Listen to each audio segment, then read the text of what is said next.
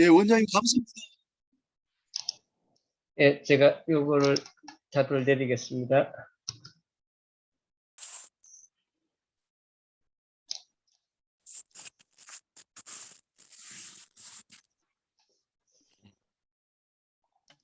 예, 그 권정호 사장님 계세요? 권정호 사장이. 예, 권 안녕하십니까. 사장님 계시네. 예. 권 사장님 아무래도 조금 제일 기자재 쪽하고 가까우신 것 같아서 제가 좀 토론 한번 좀 부탁드리겠습니다. 네, 배 원장님 반갑습니다. 예, 오랜만입니다. 반갑습니다. 예. 예. 그 해양 플랜트가 좀 이렇게 좀 화랑이 됐었으면 계속적으로 좀 교류가 좀 있었을 건데 그 몇 년 된 것 같습니다. 벤지가. 예, 오늘 오랜만입니다. 말씀 너무 감사드리고요.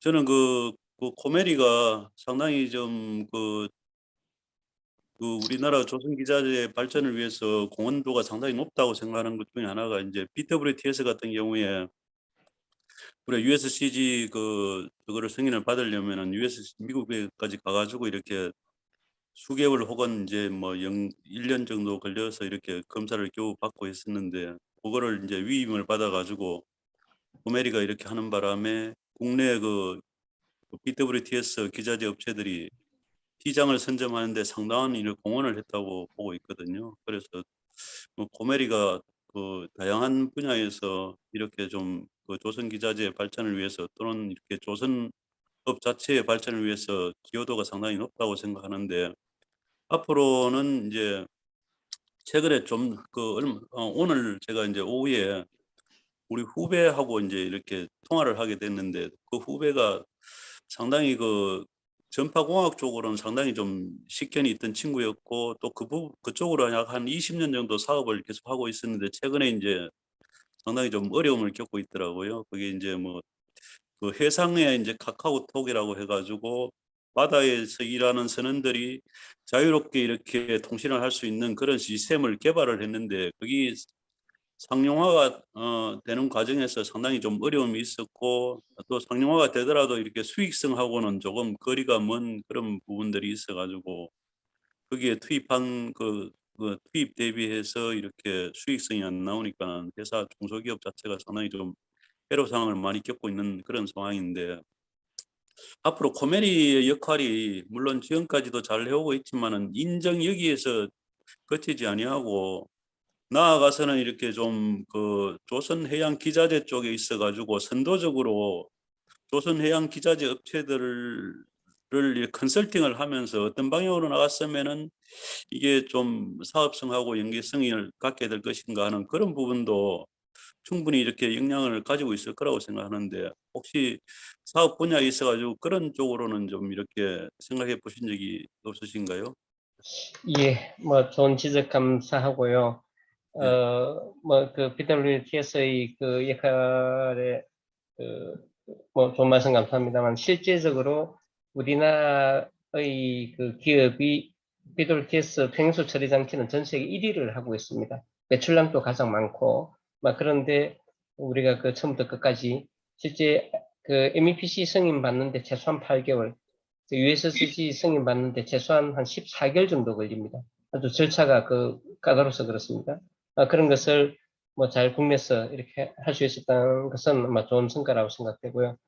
지금 말씀해 주신 대로 이제는 그 기업에서 요구하는 것을 따라 해주는 것이 아니라 코메리에서 좀 더 시장을 선도할 수 있도록 이렇게 방향성을 잡아주는 컨설팅을 해주는 부분까지 사실 최근에 와서 이렇게 우리 업계로부터 주문을 받고 있습니다.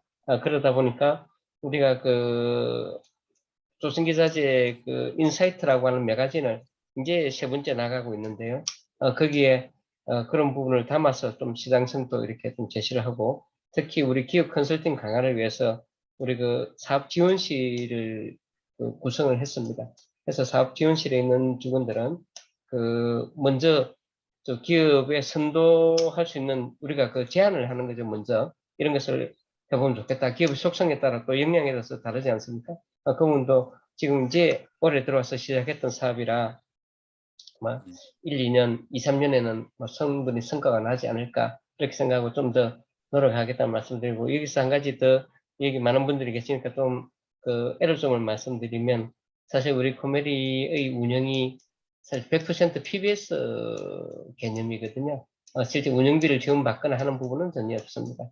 그러다 보니까 좀 그런 부분이 의 활동이 좀 이렇게 확 확대하기는 뭐 또 운영을 책임지고 있는 제 입장에서는 또 한계가 있다. 그래서 이런 부분은 좀 더 앞으로 거버넌스 체계라 그럴까요? 그 연구원의 그런 그 재정 지원 상황이 좀 달라지면 최대한 확대를 해서 잘 하겠다는 말씀 드립니다. 감사합니다. 예, 예, 감사합니다.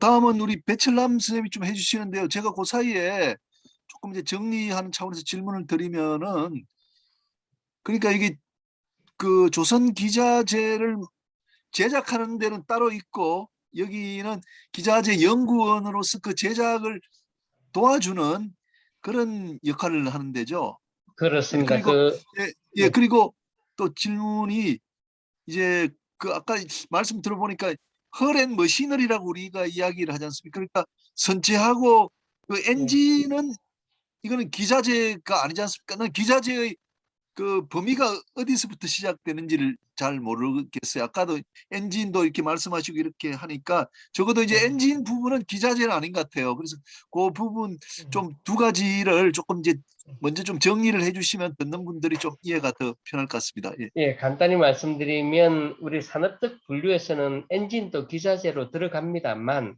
아시다시피 엔진은 중소기업에서 할 수 있는 부분이 아니고 대기업에서 하기 때문에 사실 우리 지원 범위에 있지 않습니다. 단 그 엔진이 구동되기 위해서는 엔진 그 자체보다도 엔진의 연료를 공급해주는 장치는 중소기업에서 하고 있거든요. 예. 물론 그 기술 지원이나 설계 가이드는 엔진 제조사에서 또 그 가이드가 나오죠. 그래서 이제 협력이 필요한 부분인데 우리 여기 뭐 항상 들어오시는 우리 그 현대 엔진기계 사장님이 계셔서 뭐 그런 말씀을 해주십니다만은 그런 가이드에 따라서 우리 그 기자재 기업이 연료 공급 장치는 순수한 우리 그 연료 공급 중소기업이 장치. 담당하고 있는 그 부분이다 예, 이렇게 이해해 주시면 정확하겠습니다. 예, 예. 예. 자, 그러면 배철남 선생님 좀 부탁드리겠습니다. 네네. 본인 예, 소개도 좀 들리십니까? 해주시고요. 예, 들리시나요? 예, 예. 본인 소개도 좀 이렇게 해주십시오. 예. 예, 저는 저기 조선공업협동조합의 배철남 전무이사입니다. 저희는 국내 중소형 조선소로 이제 구성이 되어 있고요. 전국에 한 130여 개 업체가 있습니다. 저희는 이제 국가기관, 지방자치단체, 개인이 발주하는 선박을 100% 저희 회원사가 건조를 하는데요. 지금 오늘 이제 원장님 발표 잘 들었는데요. 거기 안에 이제 들어가는 그 기자재 부품이 있지 않습니까? 한 10년 전만 해도 국산화율이 한 60% 정도 됐는데 현재는 한 80%까지 이제 상향 조정이 좀 됐습니다. 왜냐하면 이런 코멜이라든가 이런 많은 분들이 기술 개발을 통해서 우리 중소형 조선소 건조에 품질 향상에 많은 도움을 주셨습니다. 그래서 오늘 원장님께 다시 한번 감사의 말씀을 드리고요. 근데 조금 이제 지금 아쉬운 부분은 지금 엔진 말씀하셨는데 거기에 들어가는 엔진과 추진기는 중소형 조선소에서 건조하는 선박 중에 90% 이상이 다 수입 선박입니다. 먼저 이제 개인이 발주하는 어선 같은 경우에는 일본에서 수입하는 이제 얀마, 선내기죠. 그다음에 이제 미쓰비시 선내기 이런 부분은 거의 100% 수입을 엔진을 사용을 하고 있고요. 그다음에 이제 국가기관, 지방자치단체에서 발주하는 선박에 들어가는 엔진도 90%가 수입입니다. 그러니까 예를 들어서 뭐 스웨덴이라든가 독일이라든가 그다음에 이제 미국 이런 데서 들어오는 엔진을 사용을 하고 있고요. 요즘에 이제 친환경 선박이라고 해서 LNG 연료 추진 선박 청항선을 발주를 국가에서 했는데 해양수안부에서 그게 이제 힘센 엔진이 들어가거든요. 현대에서 건조하는 부분. 그 부분도 사실 이제 중요한 핵심 부분은 프랑스라든가 독일에 이제 로열티를 많이 지급을 하기 때문에 좀 제가 드리고 싶은 거는 이 추진기라든가 엔진 부분을 좀 국산화율이 좀 시급히 필요하다, 이런 말씀을 좀 드리고요. 그래서 코메리에서 우리 원장님이 아까 이제 중소형 조선 엔진 부분에 대해서는 계획이 별로 없다라고 하셨는데, 이 부분이 혹시 지금 뭐 다른 중장기적으로 계획이 별도로 또 없으신 건지, 이런 부분이 좀 앞으로 좀 필요한데, 그런 정부 지원도 좀 필요하고요. 그래서 코메리에서 보는 우리 중소형 조선소에 들어가는 엔진과 추진기, 그다음에 요트에 들어가는 부분도 많거든요. 요트에 들어가는 거는 지금 현대자동차 엔진을 튜닝해서 좀 사용을 하고 있는데, 이런 부분에 대한 기술 개발 계획이 혹시 있으신지 좀 여쭤보고 싶습니다. 이상입니다. 예, 예, 감사합니다. 제가 간단히 답변 올리면, 실제 가장 아클레스건을 말씀해 주시는데요.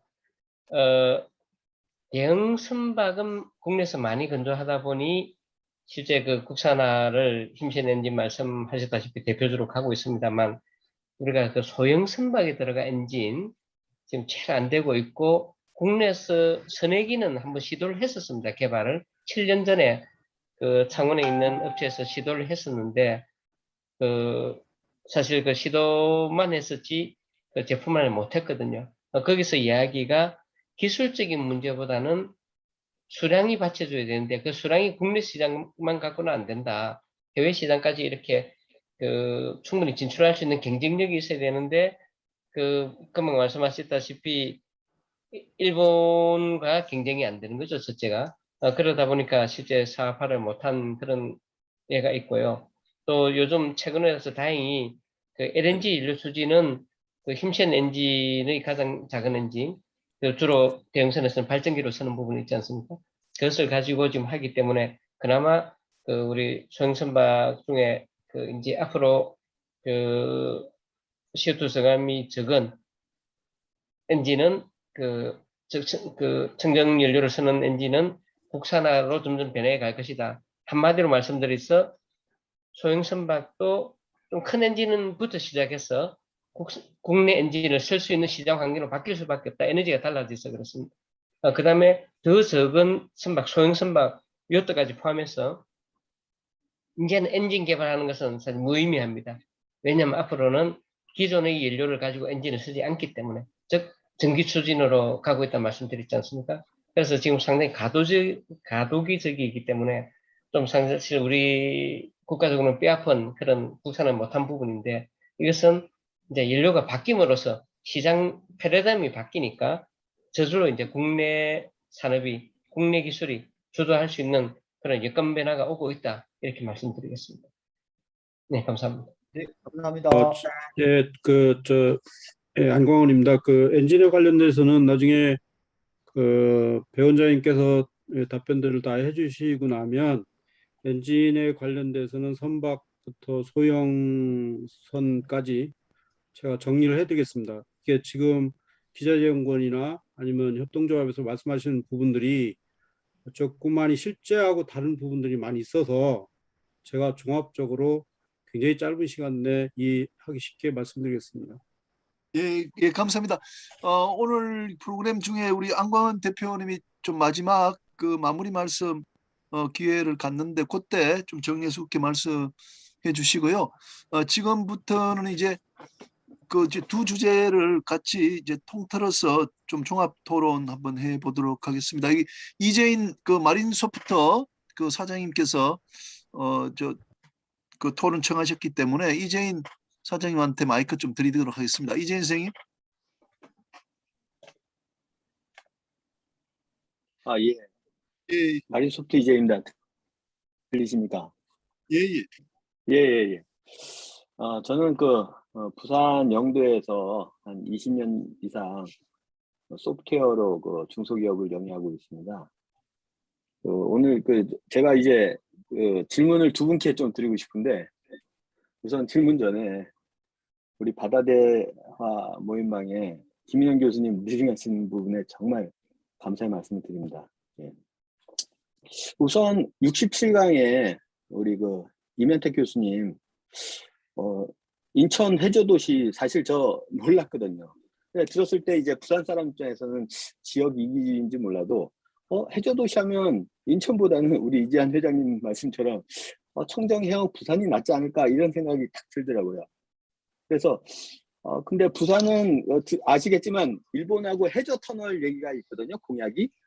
그래서 제 개인 소견은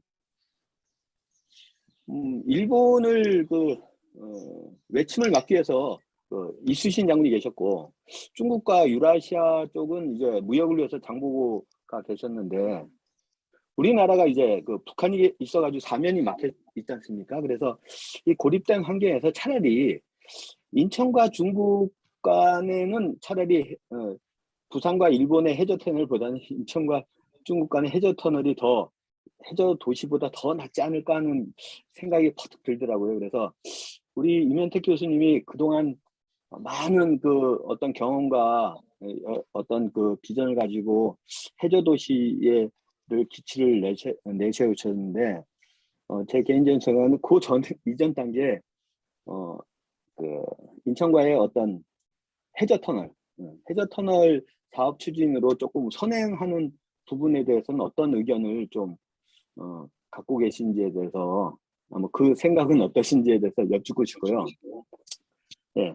그리고 우리 68강의 배정철 원장님은 영도 지역에 있어서 자주 뵀는데 우리 과거에 우리 선박 건조는 우리 대한민국이 최고였지 않습니까? 근데 이제 지금의 어떤 침체에서 벗어나서 이제 ESG나 어떤 스마트 선박 같은 새로운 시대에 맞춰서 이제 고부가치 선박으로 많은 수주를 하고 있습니다. 그래서 우리 참여하고 계신 현대중공업 안강현 대표께서도 우리 현대중공업이 조선 상업만 하는 것이 아니고 앞으로 해운 물류까지 선박 건조에서 폐선까지 전 사이클을 플랫폼 서비스로 구축해서 사업화 하신다라는 말씀을 제가 듣고 뒤통수를 한번 팍 맞은 느낌이 들었거든요. 그래서 근데 이게 국내 조선 기자재 업체들이 어떤 국내 조선 3사의 사업 방향에 맞춰서 제품과 서비스 개발로 협업해서 글로벌 경쟁력을 같이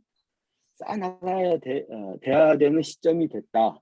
그 부분에서 우리 코메리가 어떤 역할과 리딩이 굉장히 중요하다고 저는 생각을 합니다. 그래서 우리 코메리가 우리 조선기자재 업체들이 이제 4차 산업 신기술 융합 절실히 굉장히 필요한데 우리 조선기자재 업체들이 어떤 소프트웨어 개발인 저희 회사들도 마찬가지고 당장 내년부터 어떤 분야에 조금 선택과 집중을 하면 좋을지 우리 코메리의 정책과 발맞춰서 하면 좋을지에 대한 의견을 여쭙고 싶습니다. 예, 감사합니다.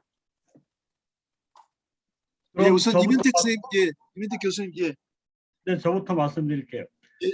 예. 제가 국토해양부 시절에 도시광역교통과장을 했어요. 그때 제가 검토한 것 중에 하나가 뭐냐면 바로 일본하고 부산 해저 터널이었어요.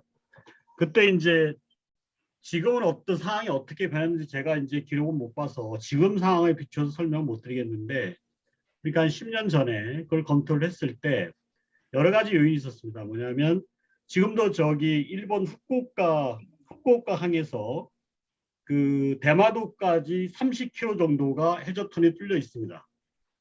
그러니까 제 기억이 아마 260 몇 킬로 정도였는데 부산도 아마 상당히 고민을 해야 될 거예요. 지금 요새 계속 정치 쪽에서 해저터널을 만들자고 하는데 그 당시 이제 저는 조금 부정적인데 왜 부정적이었냐면 물류 측면에서는 해운 쪽이 조금 힘이 줄어들지 않을까. 자, 그럼 해운 쪽에서 힘이 줄어들면 부산의 위상은 어떻게 될 것인가? 지금 부산항이 지금 연간 1200만 TU를 갖다가 물동량이 있는데 해저 터널이 되는 순간 과연 그 물동량이 지금처럼 유지될 것인가? 그런 측면에서 한번 검토를 했고요. 그 다음에 두 번째 검토한 게 뭐냐면 결국 국가 관계라는 것이 솔직히 얘기하면 파워 게임 아닙니까? 나라의 국익을 위해서 우리가 푸는 건데 그 해저 터널로 인한 이익은 어디가 많을까? 일본이 많을까? 우리가 많을까? 그때 제가 검토한 거는 일본이 더 많을 것이다. 왜냐하면 일본은 고대로부터 대륙과의 연결을, 그래서 임진왜란도 명분일 거 아니었습니까? 그렇게 했을 때 일본은 대륙과 연결되면서 일본의 부분은 더 커질 것이다. 물론 중간 지점에 있는 우리도 더 큰 노력을 해야 되겠지만 그 당시에 이렇게 검토를 해서 부산 분들도 아마 그런 다양한 시각에서 검토를 해야지, 그러니까 부산이 어떤 게 유리할 것인가 이런 고민을 먼저 하고 난 다음에 해저터널 얘기가 나와야 되는데 먼저 정치 쪽에서 나와서 뭐 공사하면 도움되지 않을까 이런 막연한 생각은 좀 위험스럽다 이렇게 말씀드리고, 그러면 중국하고 인천의 해저터널에 대해서 또 질문하셨는데 중국하고 우리 서해안 쪽에 가장 가까운 곳이 당진 쪽입니다. 그 산둥반도하고 당진 쪽이 거의 한 280km 정도 되는데 거기를 갖다가 해저 통로를 이렇게 하면 자 이제 우리는 이 짠물 바다 쪽이니까 똑같은 이제 시각으로 봐야 되는 거죠. 그럼 우리 해운은 어떻게 될 것이냐? 해운은. 그리고 만약에 통일시대, 자 통일시대에 북으로 뚫려서 북쪽으로 이제 우리가 대륙을 향해서 가야 하는데 그럼 이때 이 해저 통로의 경제성은 또 어떻게 볼 것이냐? 이런 다양한 측면을 먼저 고려해 보는 것이 우선이고, 저는 만약 할 수 있다면 우리나라에 도움이 된다면 해야 된다는 겁니다. 제 입장은. 하지만 조금 더 신중하게 검토를 해보면 결국은 우리한테 이득이 될까? 오히려 중국한테도 도움이 되지 않을까? 중국의 물자나 이런 게 한꺼번에 우리나라 들어오지 않을까? 이런 생각들. 그래서 우리가 일본에 갖는 생각하고 중국에 갖는 생각이 정반대입니다. 환경도 그렇고 물류도 그렇고. 그래서 좀 더 종합적인 시각이 좀 필요하지 않나 이런 생각이 듭니다. 이상입니다. 교수님 예. 질문 있습니다. 네. 예, 잠깐만요. 우리 저기 배정철 그 원장님 좀 답변 듣고 신춘희 네. 예, 네네. 예, 교장 선생님한테 마이크 드리겠습니다. 예. 예, 그 이재인 사원께서 그 질문해 주신 내용이 이제 4차 산업 들어오면서 우리 기자재 기업은 어떻게 될 것인가 뭐 이런 질문이었습니다. 저는 그 7년 전으로 기억되는데요. 우리 기자재 기업들이 사업자 등록증 보면 전부 다 제조업으로 되어 있었습니다. 그때부터 제가 주장했던 것이 제조업에서 제조 서비스업으로 사업자 등록증부터 바꾸시라. 그리고 우리 기자재는 앞으로 그냥 기자재로서 작동되는 것은 없을 것이다. 즉 커넥티드 이퀴프먼트입니다. 커넥티드 마린 이퀴프먼트. 즉 우리 컴퓨터 예전에 쓸 때 스탠드 어론을 쓰다가 요즘 인터넷 연결 안 된 컴퓨터라고 생각 안 하지 않습니까? 마찬가지로 조선 기자재도 이제는 혼자 돌아가고 혼자 작동되는 기자재는 기자재가 아닙니다. 다 연결되어서 그 운항 데이터를, 작동 데이터를 서로 주고받고 원격 모니터링하고 원격 제어할 수 있을 때 기자재로 본다 이거죠. 그래서 그렇게 다시 요약해서 말씀드리면 제조로서 끝나는 것이 아니라 제조 서비스업으로, 즉 소프트웨어가 접목되어서 ICT가 접목되어야 된다는 것을 말씀드렸고, 그것이 이제 점점 그 표준화되어 가고 있습니다. 그 다음부터는 뭘 해야 되느냐? 그 기자재로부터 얻은 데이터를 가지고 데이터를 활용하는 플랫폼화를 해야 됩니다. 우리가 플랫폼이라는 표현을 많이 씁니다만은 그냥 플랫폼 단어로서 끝나는 것이 아니라 플랫폼이라고 하는 것은 기자재가 운용되면서 많은 데이터가 축적되고 그 축적된 데이터를 재활용 가공을 해서 새롭게 제품을 업그레이드 할 수 있고 그 운영을 효율화시킬 수 있을 때 그 가치를 발휘한다. 그래서 최근 저는 계속 하는 이야기가 이제 커넥티드 마린 이퀴프먼트가 됐으니 그 데이터를 지금 수집하고 개드링하고 그걸 그 정보 처리하는 것을 저희들이 사업을 주도하고 있는데요. 해서 대기업은 사실 다 이미 하고 있습니다. 대기업은 왜냐하면 그만한 플랫폼을 갖추었고 독자적으로 그 활용을 하고 있죠. 중소기업은 못 하고 있기 때문에 우리 그 코메리 클라우드라는 이름으로 구축해서 기자재 기업들이 우리 그 서버를 써서 플랫폼을 활용해서 그런 것을 하시라. 그래서 기자재 업그레이드 시키시라는 이야기를 하고 있고 그렇게 지원하고 있다는 말씀으로 답변이 될는지 모르겠습니다. 좀 더 한 단계 더 나가면 이제 플랫폼화가 되면 전 세계적으로는 이제는 넘버원만이 살아남는 시대로 변하지 않습니까? 그래서 우리나라 기자재 기업이 말 그대로 넘버원으로서 전 세계의 기자재를 이렇게 그 좌지우지할 수 있는 때가 저는 10년 남았다고 봅니다. 왜냐하면 10년 지나면 또 다시 조선 경기가 어려질지 모릅니다. 이 10년 동안에 해야 될 일은 우리 조선 기자재 산업을 완벽하게 그 플랫폼화하고 전 세계 넘버원으로 가는 것이다. 이렇게 말씀드리겠습니다. 감사합니다. 예, 감사합니다. 저기 신춘희 교장 선생님. 아, 예, 네, 선생님이. 안녕하세요. 네. 예, 예, 반갑습니다. 예. 교수님과 원장님 말씀 잘 들었습니다. 우선 그 임 교수님께 한 가지 여쭤보고 싶은 거는 이제 저희 학생들이 뭐 그 과학 상상화 그림 그리면 제일 많이 그리는 게 이제 해저도시 그림 많이 그립니다. 근데 실제로 저희가 지금 울진해양과학관에 그 해상 전망대를 설치하면서 그 밑에 수족관을 안 만들고 그 밑에 그 바다 속에다가 이제 그러니까 해저 수족관처럼 그 바다를 볼 수 있도록 그렇게 설계를 해서 만들었어요. 근데 가봤는데 실제로 바다에 물고기가 안 보이는 거예요. 그리고 그 유리 벽면에 이끼가 껴가지고 그 이끼를 매번 청소해 주는 일이 엄청 그러니까 잠수부가 들어가서 그 유리를 매번 청소를 해줘야 되고 또 청소를 한다 해도 실제로 가서 보면 저희가 상상하는 것처럼 그 영상에서 나오는 바닷속이 그렇게 안 보여요. 그 동해안인데도 불구하고.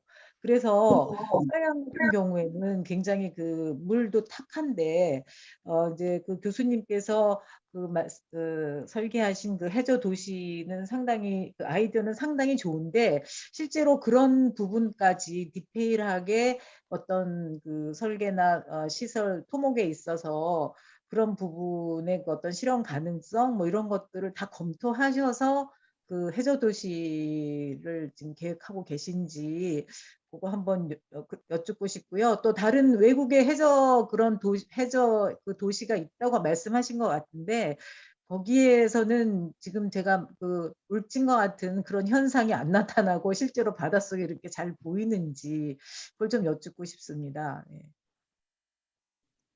네, 아마 해저도시 얘기하면 지금 교장 선생님처럼 제일 먼저 그런 질문이 나와요. 더구나 인천이다 보면 아까 이잔 회장님도 말씀하셨는데 거기 뻘물인데 그 보이겠느냐. 그래서 이제 그걸 가지고 오늘도 여기 들어와 계시겠지만 그 이윤호 부원장님하고도 이렇게 토론을 한번 해봤어요. 그러니까 이윤호 부원장님 생각은 뭐냐면 좀 2급수거든요. 위에서 이렇게 보면 4m까지는 보입니다. 물론 이제 빛이 바닷속에 200m까지는 들어가지만 5m 지나면 아무리 깨끗한 물도 보이지가 않습니다. 근데 이제 저는 그거 보이려고 하는 게 첫 번째로 그 수중공원 같은 걸 만들면 조명으로서 이제 커버를 하겠다 이렇게 생각했었는데 이윤호 부원장 같은 경우에는 자 그러지 말고 서해안에 있는 그 해양 환경을 그대로 이용하자. 좀 흐리면 어떠냐. 그 흐린 속에서 물고기들이 와가지고 해저 건물의 유리벽에서 이렇게 이끼 같은 걸 먹는 그 모습을 건물 안에서 보면 오히려 그것이 더 현실감이 더 높을 것이다. 그러니까 인천 바다의 해안 환경을 그대로 이용하자라고 주장하는 이윤호 본장님 같은 분이 있고 또 이제 제가 해양 환경 전문가를 만나니까 또 한 분은 뭐냐면 야야야 그렇게 하면 누가 오니 저 피지같이 이렇게 아름다운 쫙 들어가서 이렇게 보여야지 말이야 애들이 오지. 그래서 제가 생각한 게 뭐냐면 그 단계적으로 막아서 물을 다 빼고 그 다음에 밑을 갖다 모래로 다 다지고 그 다음에 건물을 짓고 물을 넣으면서 아주 깨끗한 물을 사 이거죠. 정제된 동해안보다 깨끗한 물을 집어넣어서 거기다 물고기를 넣고 하는 방법. 그 두 가지에 대해서 지금 이제 전문가들 만나서 정리를 하고 있는 상황입니다. 그러니까 선생님 말씀처럼 그게 가장 중요한 하디슈는 맞습니다. 네, 네, 감사합니다. 그리고 제가 이왕 질문 드린 김에 우리 배 원장님께 한번 질문 좀 드리고 싶은데요. 지금 드려도 될까요, 교수님? 배 원장님께? 예, 좋습니다. 네. 예. 네. 이제 저희가 보통 뭐 선박 제조 양이라든가 또 뭐 항만의 항만 규모라든가 이런 것들은 세계 수준이라고 이제 학생들한테 얘기를 해요. 우리나라 뭐 조선 수주해서 선박 수주량도 뭐 세계 1위고 뭐 이런 식으로 해서 학생들한테 얘기를 하는데, 실제로 해양 과학 기술 분야는 그런 분야에 비해서 상당히 뒤떨어져 있다, 세계적 수준으로. 지난번에 해양수산 통합행정 25주년 기념 포럼에서도 연구하신 박사님께서 발표하실 때에도 해양과학 기술 수준이 상당히 좀 저조한 걸로 이렇게 연구가 나와 있더라고요. 그래서 지금 조선해양 기자재 원장님께서 우리 지금 거기서 말하는 해양과학 기술이 이 조선해양 기자재 이런 기술 다 통틀어서 얘기하시는 것 같은데, 실제로 세계적으로 어떤 그런 수준인지 좀 정확하게 말씀을 듣고 싶고요. 그다음에 왜 해양과학 기술 분야가 다른 분야에 비해서 그런 물류나 뭐 항만 이런 그런 규모에 비해서 우리나라가 전 세계적으로 좀 뒤떨어져 있는지, 뭐 교육에 문제가 있는지 이런 걸 좀 말씀을 듣고 싶습니다. 네. 예, 간단히 답변 드리겠습니다. 사실 제가 말씀드릴 수 있는 범위가 훨씬 넘어서는 것 같고요. 간단히 말씀드리면 우리나라가 잘하고 있는 것은 선박 건조, 네. 우리 해양수산 산업이 많이 있습니다만 배 만드는 건 최고고요. 배 만드는 뿐만 아니라 관련된 기술도 최고로 되어 있는 건데, 제가 이 말씀만 드리겠습니다. 답변 드리기 어려워서 그런데, 제가 최근에 좀 말씀드리고 싶은 부분이 우리나라의 문화를 좀 해양 문화 이런 부분에 좀 더 관심을 가지자. 우리 예전에 어르신들부터 들은 이야기, 야, 물가에 가지 마라, 위험해. 이런 문화 있지 않습니까? 이 문화가 아니라 우리가 친수 문화, 바닷가에 가는 것을 더 권장하는 친수 문화부터 좀 감으로써 우리 지금 선생님께서 말씀해 주신 조선해양 전체의 기술을 좀 더 관심 가질 수 있지 않겠나. 간단히 말씀 올리고 마치겠습니다. 그거는 제가 말씀드리기에는 너무 크고 어려운 숙제인 것 같습니다. 네. 예. 감사합니다. 그다음에 하나 더 말씀 여쭤보겠는데요. 제가 기사에서 이런 걸 들어봤어요.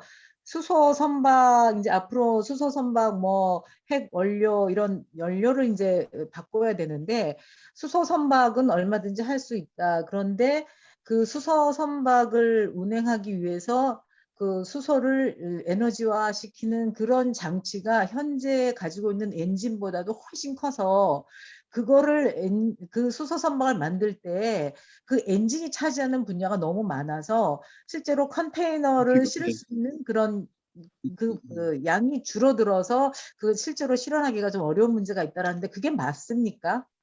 예, 그런 지적이 나오고요. 나중에 네. 우리 안강 사원께서 전체적으로 한번 말씀해 주실 걸로 네. 생각됩니다만은, 예. 그렇게 나중에 기다려 보시면 될 것 같습니다. 예, 감사합니다. 네, 알겠습니다. 감사합니다. 조금 전에 우리 네. 배정실 원장님께서 우리가 이제 바다 해양 뭐 수산 또 조선 산업 중에 배 건조하는 게 세계 최고라고 하시지 않습니까? 저는 좀 다른 말씀 드리고 싶은데, 우리 해양 수산 또 조선 분야 전 세계적으로 토요일 밤마다 이렇게 모여서 공부하는 건 우리가 세계에서 최초인 걸로 알고 있습니다, 여러분. 박수 좀 부탁드립니다. 초기차입니다, 초기차. 예, 저 일본의 우리 강명호 선장님, 예. 예. 예. 저 일본, 일본에서 선박 예. 검사하고 있는 강명호라고 합니다. 오늘 먼저 이면택 교수님께 질문을 좀 드리자면, 오늘 얘기해 주신 내용 너무 잘 들었고요. 그리고 좀 전에 이재인 마린소프트 사장님하고 말씀하신 한일 해저터널 관련해서 앞전 부산 시장 선거에서 그 화두가 던져졌을 때 속으로 굉장히 좋아했었거든요. 이제 저게 뚫리면 이제 차를 운전해가지고 저희 집에 갈 수 있겠구나. 저희 집이 부산이라 가지고. 그랬었는데 오늘 이면택 교수님 말씀하시는 거 보니까 그거는 그런 거 같고요. 후쿠오카로 그렇게 되면 이사 가려고 하던 계획도 당분간은 포기를 해야 될 것 같습니다. 일본은 보면, 일본에서 제가 선장으로 배를 탈 때도 그렇지만 주말에 일본에 항구에 입항하는 스케줄이 걸리면은 굉장히 긴장을 합니다.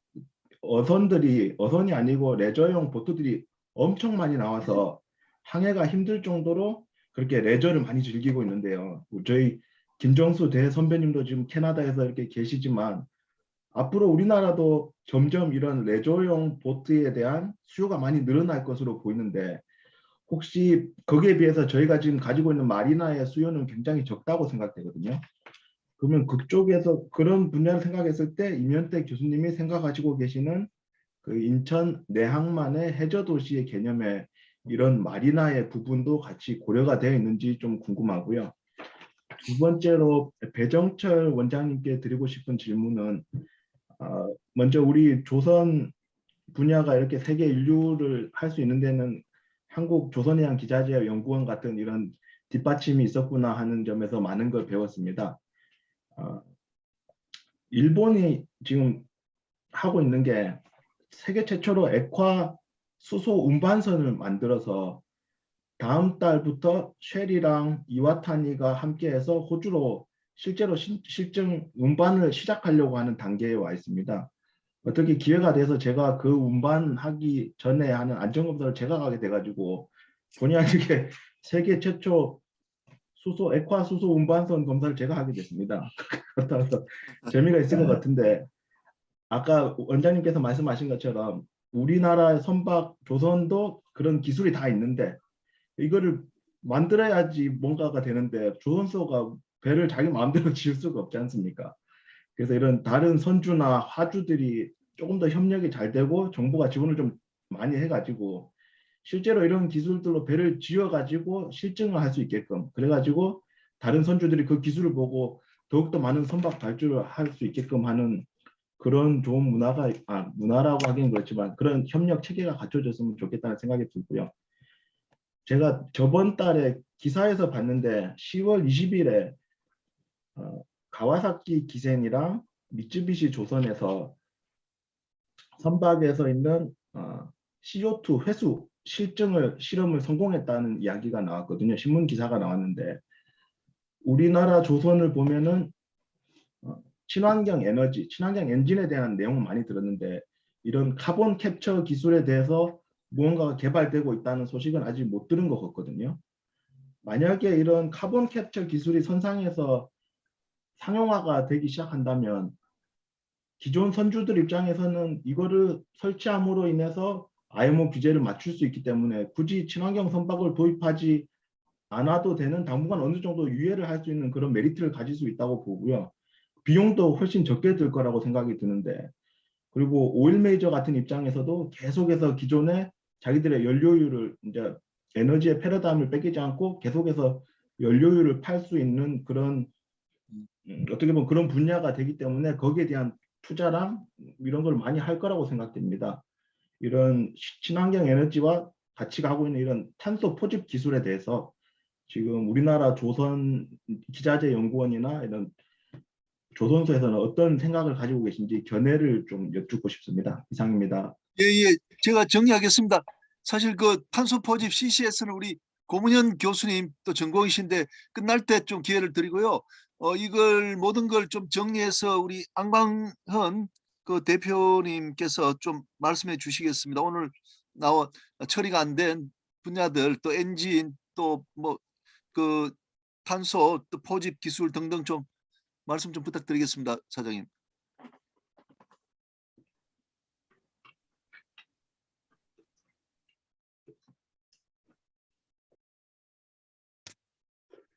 제 목소리 들리나요?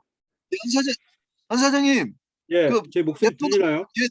두 분 안 나오신 그 가운데서 저희들이 우리 그 모임의 슬로건을 초격차로 하기로 했습니다.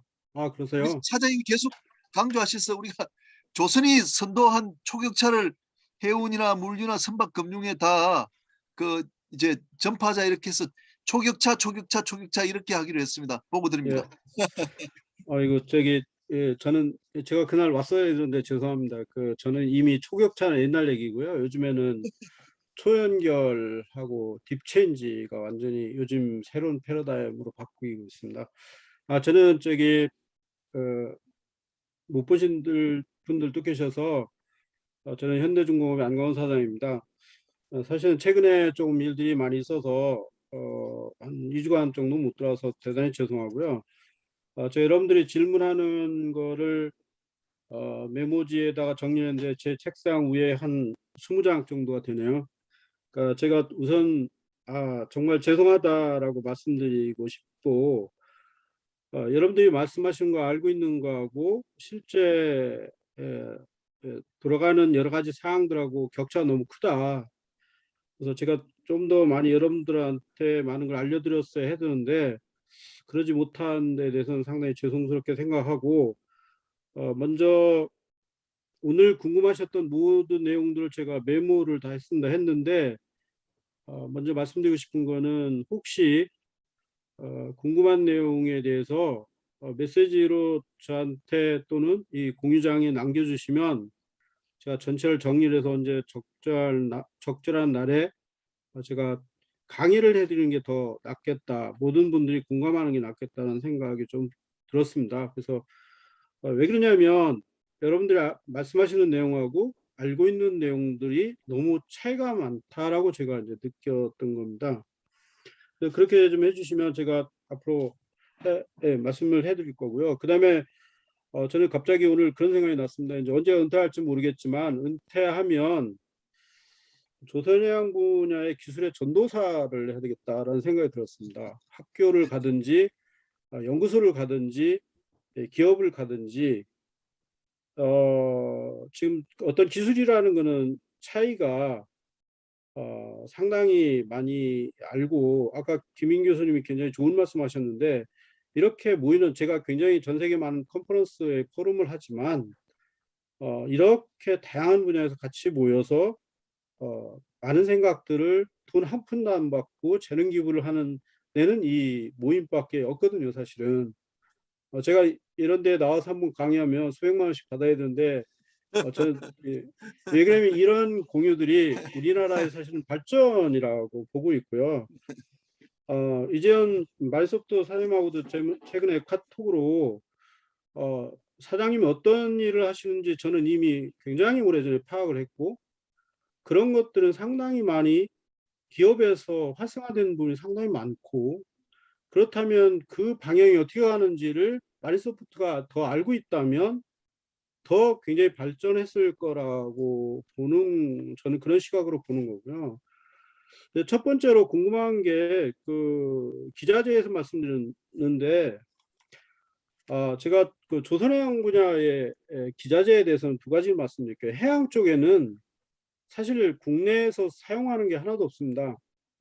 전부 다 석유 회사나 석유 채굴하는 회사에서 전부 다 사용하는 거고 거기에 관련된 데서 사용하다 보니까 또 그게 그런 제품들이 그렇게 많지 않습니다. 전 세계적으로.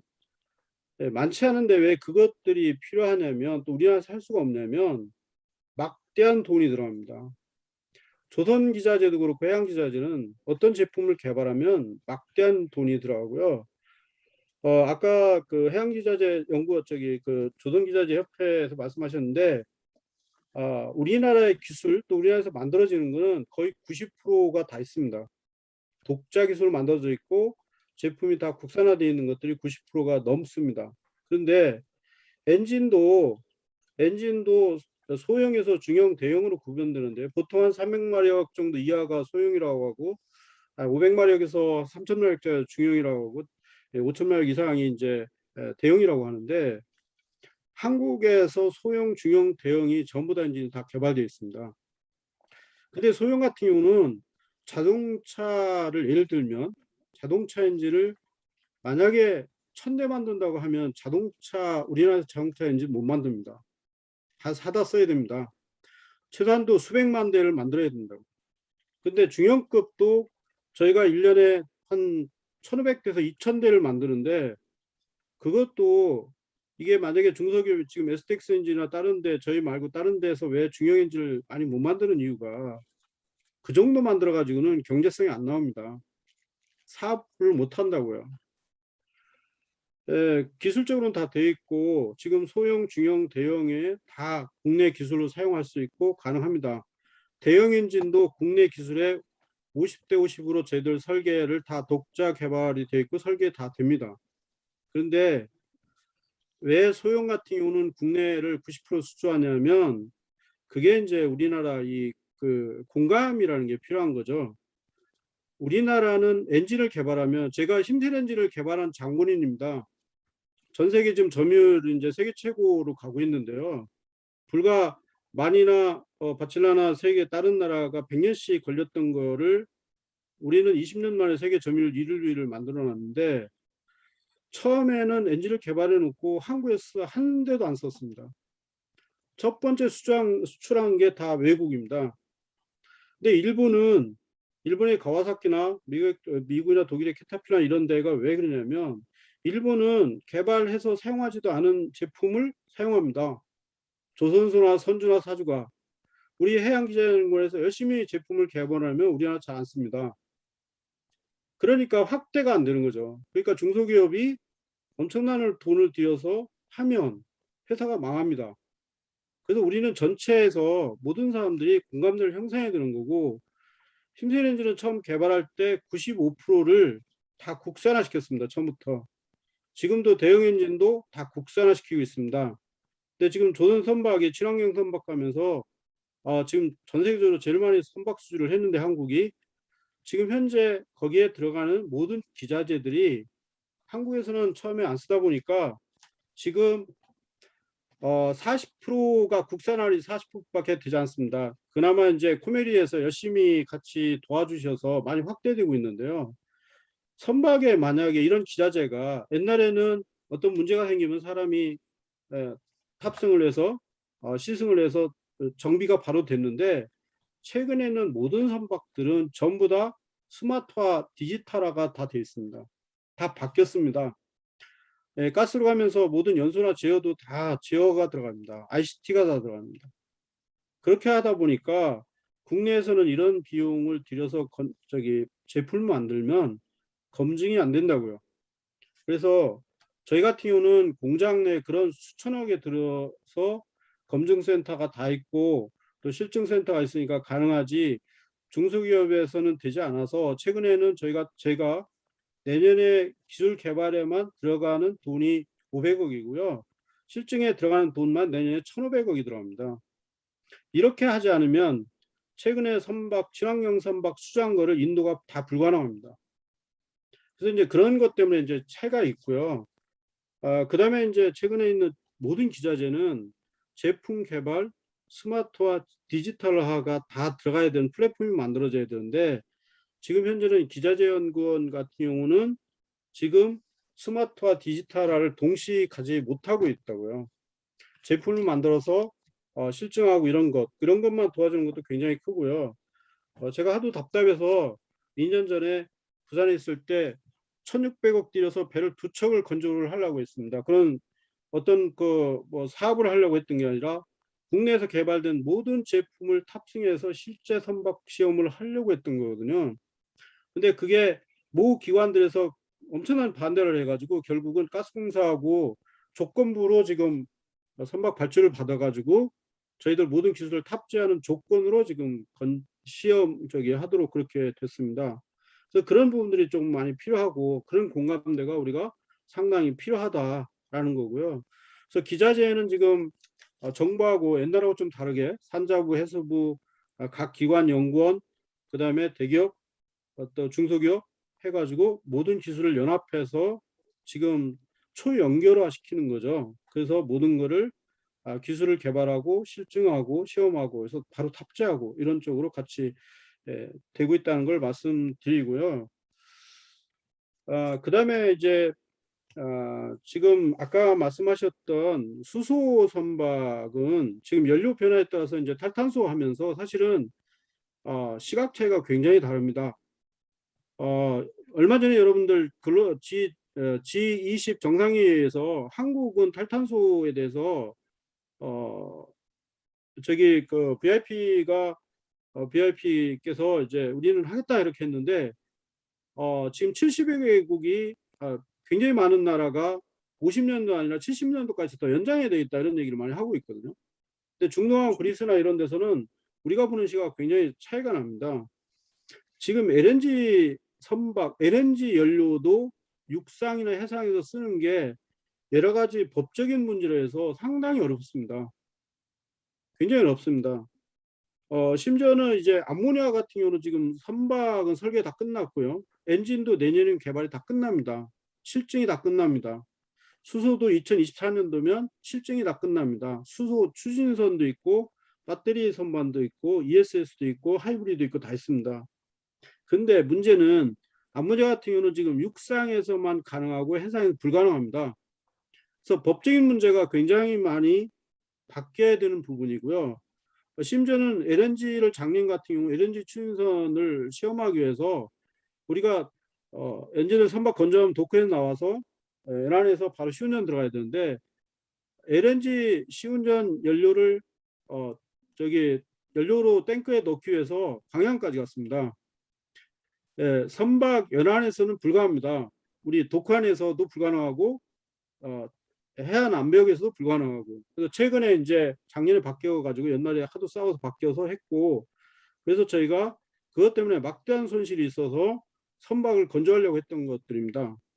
그래서 지금은 메탄올도 선박 수주했는데 메탄올 선박의 연료를 지금 그 육상에서 왔을 때 그 테스트하기에 들어간 설비 비용만 수백억이 들어갑니다. 그런 것들이 이제 굉장히 앞으로 이제 풀어야 할 숙제고 뭐 산자부나 뭐 여러 가지 기관 해수부 뭐 지금 계속 얘기하고 있는 중이고요. 환경부 서로 생각이 다 틀려서 굉장히 많이 들어간 돈입니다. 그래서 그런 부분 때문에 이제 늦어지는 거고 우리나라는 수소 운반선도 이미 설계가 거의 다 됐고요. 그다음에 이제 아까 얘기했던 수소, 암모니아, 메탄 이런 선반들은 그다음에 이제 하이브리드, 배터리, 뭐 퓨얼셀 이런 것들은 사실은 개발하는데 크게 문제가 되지는 않습니다. 근데 이제 이 연료가 다 다르기 때문에 탱크나 저장이나 운송, 이송에 대한 모든 것들이 같이 연결돼야 되고 그다음에 그에 대한 비용도 막대하게 들어가고요. 그렇기 때문에 사실은 해운선사가 이 수소운반 추진선 운반선은 가능하지만 추진선까지 가려면 탈탄소가 가려면 추진선으로 가야 되니까 암모니아 추진선, 뭐 메탄올 추진선 가면 아마 배 운항을 하면 20년 걸려도 폐백이 안 나올 겁니다. 지금 전 세계 연료 네트워크도 없고요. 그다음에 이제 운반선이 있기 때문에 메탄올 운반선을 최근에 계약한 것도 운반선이기 때문에 거기서 연료를 전부 다 사용을 해서 재교화를 해서 사용하는 기술이 있기 때문에 그거를 가지고 가는 거고.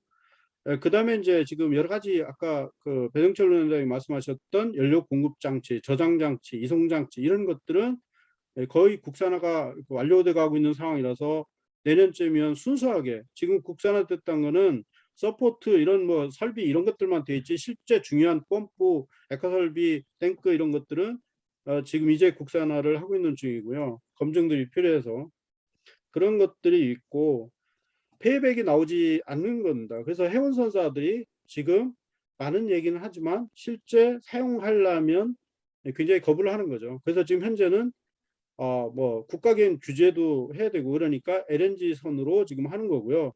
LNG 선으로 하더라도 비용이 기존 디젤 선박의 1.5배가 들어가고 그다음에 나중에 운항 오펙스가 굉장히 들어갑니다. 만약에 암모니아나 수소운반선 하면 오펙스가 기존 선박의 3.0배가 들어갑니다. 그러면 그 선박을 20년 운항해도 폐백이 되지 않습니다. 그런 관점에서 이제 많은 것들이 개발이 돼야 된다는 거고요.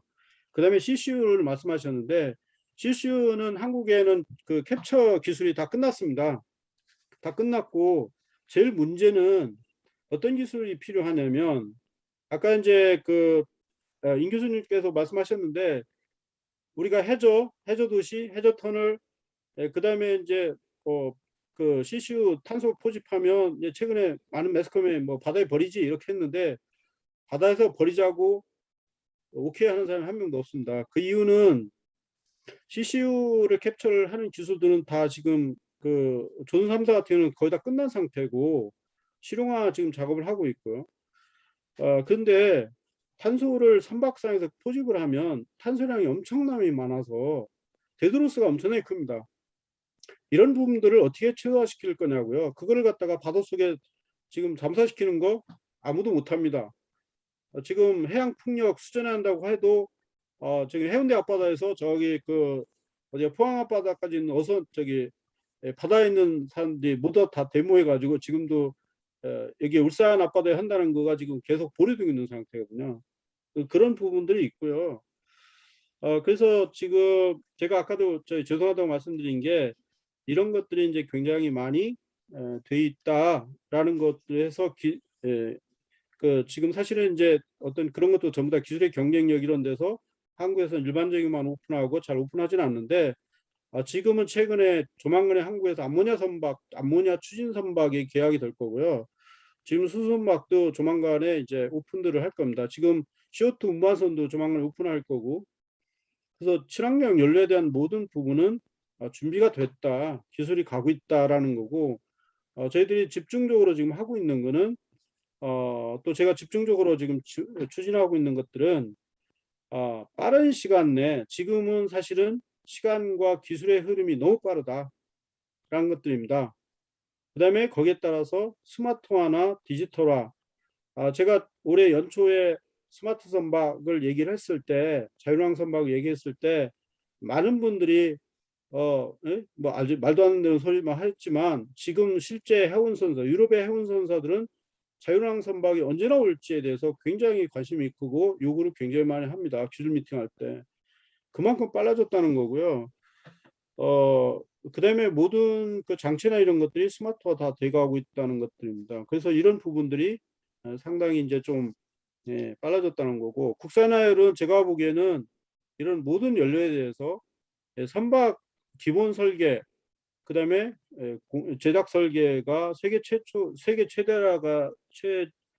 최고라는 거는 뭐 다 아실 거지만 제일 중요한 거는 얼마나 빨리 우리가 앞서서 더 멀리 가느냐가 제일 지금 타이밍이 중요한 때거든요. 그래서 그런 쪽으로 좀 저희들이 집중을 하는 거고, 제가 이제 그 배정철 원장님하고 임 교수님께 좀 이렇게 부탁드리고 싶은 거는, 사실은 우리가 그 연구라는 거는 연구와 이제 기술이 있는데요. 사실은 아무리 좋은 기술을 만든다 하더라도 이 사업화에서 경쟁력이 되지 않으면 안 되거든요. 그러니까 경쟁력과 기술의 속도를 굉장히 같이 가야 된다라고 저희는 보는 거고, 연구로서 끝나는 기술은 아무런 의미가 없다라는 것들입니다. 그래서 연구도 해야 되고, 기초 연구도 해야 되고, 실증 연구도 해야 되고, 그 다음에 이제 그 어떤 속도라든지 이런 부분도 또 반드시 경쟁력이 있어야 된다는 것들이고요. 그래서 그런 부분을 중점적으로 하고, 배정철 원장님이 취임하시고 나서 굉장히 많은 실증센터를 지금 만들고 있는데, 그런 부분들이 좀 더 확대돼서, 저도 이제 많은 그 며칠 전에 뭐 산자부 장관도 만났고 해수부 장관 만나면서 이런 부분으로 더 많이 정부 지원을 해야 된다라는 것들이고요. 그다음에 이제 우리 해운업계에서 중소형 선박 쪽의 해운업계는 조금 안타까운 거는, 어떤 그런 제품이 나오면 국산화된 걸 빨리빨리 써줘야 되는데, 물론 이제 리스크는 굉장히 큽니다. 만약에 배 운항하다 잘못되면 모든 차트링이 캔슬될 뿐만 아니라 엄청난 막대한 손실, 그다음에 뭐 지난번에 세월호 사건 때 이제 보셨듯이 실제 기술이 뭐냐 뭐 이렇게 따지면 어떤 리스크가 생기면 굉장히 많은 사람들이 이제 그런 그 심한 고통 속에 살 수도 있기 때문에 그런 부분들에서 검증이 굉장히 필요해서, 우리나라의 선박이나 그다음에 엔진이나 기자재는 지금 함정, 원자력, 특수 목적선 다 들어갑니다. 우리 기술로 다 들어갑니다. 잠수함에까지 다 들어갑니다. 그렇기 때문에 우리나라 기술은 상당히 이런 해운이나 해양이나 조선 쪽에서는 상당한 기술로 지금 가고 있다라고 제가 분명히 말씀드리는 거고요. 그래서 조금 이렇게 기자연구원에서도 그런 시대의 변화나 이런 부분들을 좀 빨리 포착을 하셔서, 그래서 우리가 이나마 이런 포럼을 통해서 정부나 이런 것들을 상당히 많이 전파되고 있는데, 기술 동향에 따라서 그런 어떤 시간의 속도전 이런 것도 상당히 빨리 해야 된다. 사실은 저는 BWTS 실증을 한국에서 하게 된 걸 굉장히 환영을 많이 했던 사람 중에 하나인데요. 그래도 저는 만족지 않습니다. 요즘에는 만약에 6개월 걸린다, 1년 걸린다 그러면 이미 다른 데하고 경쟁력이 더 저희 뒤떨어집니다. 저는 지금 제3세대 BWTS를 개발하고 있습니다. 지금 내년쯤에 아마 나올 겁니다. 왜 그러냐면 지금 있는 BWTS 가지고는 우리가 얼마 전에 스크라바도 다 만들어서 탑재를 수천 척 해놓으니까 오픈타입 중국에서 다 박아버렸다고요. 그런 거 똑같습니다. 지금 BWTS 같은 경우도 모두 다 바다에 버리는 물건, 바다에 버리는 물 이런 것들이거든요. 그렇다고 배에다 싣고 다니면 데드로스가 엄청나게 크잖아요. 그런 것처럼 그런 부분들이 굉장히 많이 바뀌고 있다. 그렇다면 모든 부분도 엄청나게 빨라져야 된다는 거고요. 그래서 그런 부분들을 하고 저희 대기업들에서도 요즘에 그런 기술들을 저희 협력사들이나 이런 데하고 이제 다 같이 공유도 하고 기관들과 연구기관들과 굉장히 많이 협력을 합니다. 그래서 지금은 일반적으로 현재까지 나와 있는 기술은 중국이 이미 다 따라왔기 때문에 그 이상의 초격차로 지금 벌리려고 많은 기관들이 같이 협력을 해서 발버둥을 치고 있고요. 뭐 시간이 뭐 너무 길어서 제가 한 말씀만 더 여쭙고 끝내겠습니다. 제가 임 교수님한테 좀 여쭤보고 싶은 게 있는데요. 제가 이제 그냥 아무 의미 없이 그 오해하시고 들었으면 좋겠습니다. 혹시 김현민 대표님도 그렇고 해수부 출신들이 굉장히 많으신데 혹시 갈라파고스를 가보셨는지, 카리브를 해안을 가보셨는지, 아프리카를 가보셨는지, 지중해를 가보셨는지 그런 거를 많이 여쭤보고 싶고요. 그다음에 우리 두바이 가면 팜 주멜라가 있잖아요. 거기나 그 팔라군도 이런 데 가보셨는지 좀 여쭤보고 싶고요. 저는 왜 우리나라에 섬이 엄청나게 많고 해안 도시가 굉장히 좋은 데도 많고 그런 거는 왜 개발을 안 하면서 왜 엄청나게 막대한 돈이 투입되는 해저 도시를 할까?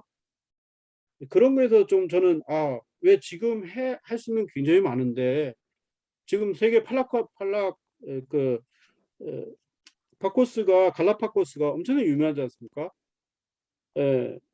그런 데는 바닷속에 들어가지 않아도 굉장히 낮은 수심의 도시에 또 모든 생물과 공유를 할 수 있고 그런 뭐 여행도 할 수 있고 굉장히 그런 것들이 많이 있는데 우리나라 연안도 굉장히 좋은 데가 많고 우리나라 섬나라도 좋은 데가 굉장히 많은데 그런 것들은 왜 같이 개발을 하지 않을까? 해양 연안에 이런 부분들도 굉장히 먼저 돼야 된다고 저는 생각을 하고요.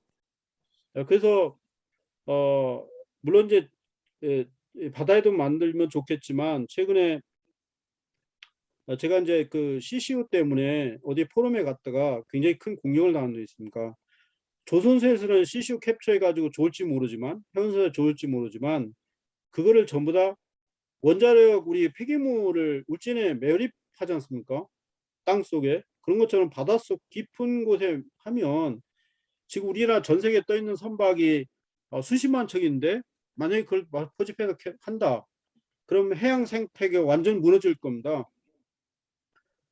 거기에 그 산화가 굉장히 급격하게 진행되면 해양 생태가 다 무너지면 그러면 탄소 중립을 해서 해양 생태계를 다 무너뜨릴 거냐 이런 부분도 굉장히 고민을 해야 된다라는 거죠. 같이 이 탄소 중립이 탄소만 없애는 게 아니라 지금 그린하우스 가스도 전부 다 통제하거든요. 질소, 황산화물, 그다음에 암모니아 뭐 이런 메탄 슬립 모든 걸 지금 다 같이 하기 때문에 그러기 위해서는 어느 누군가 엄청난 손실이 입어야 되고 새로운 생태계가 또 파괴된다라는 것들입니다. 그래서 같이 연구를 하고 같이 봐야 되고 모든 사람이 공유를 해야 되는 거죠.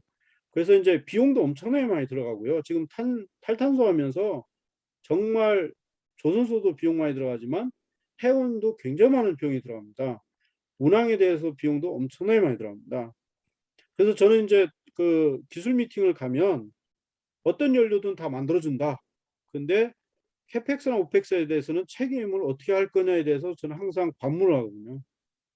왜 그러냐면 어떤 분은 배나 열심히 만들어주고 엔진을 만들어주면 되지 왜 그러냐 그러는데 저는 조선의 물류를 다 해봤기 때문에 하고 있기 때문에 그런 부분에서 굉장히 많이 경제적으로 따지지 않으면 안 되기 때문에 이제 그런 부분들을 한다는 거고요.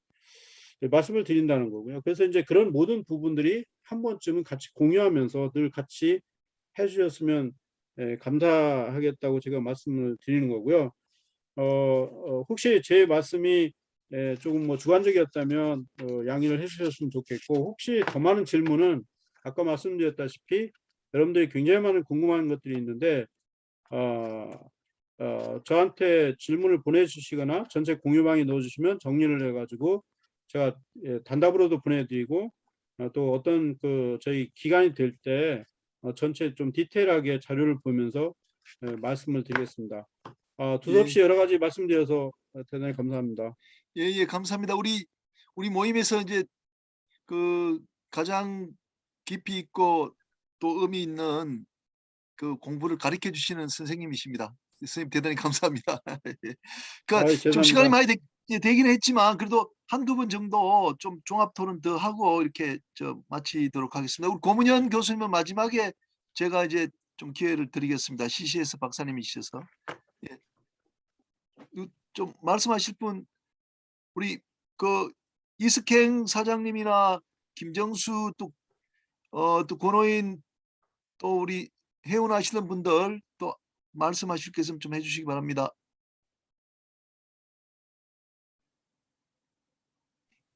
예, 김정수. 예, 캐나다 잘 있습니까? 캐나다. 예, 안녕하세요. 예, 잘 지냅니다. 요새 이제 겨울에 여기 이제 문턱에 들어섰는데,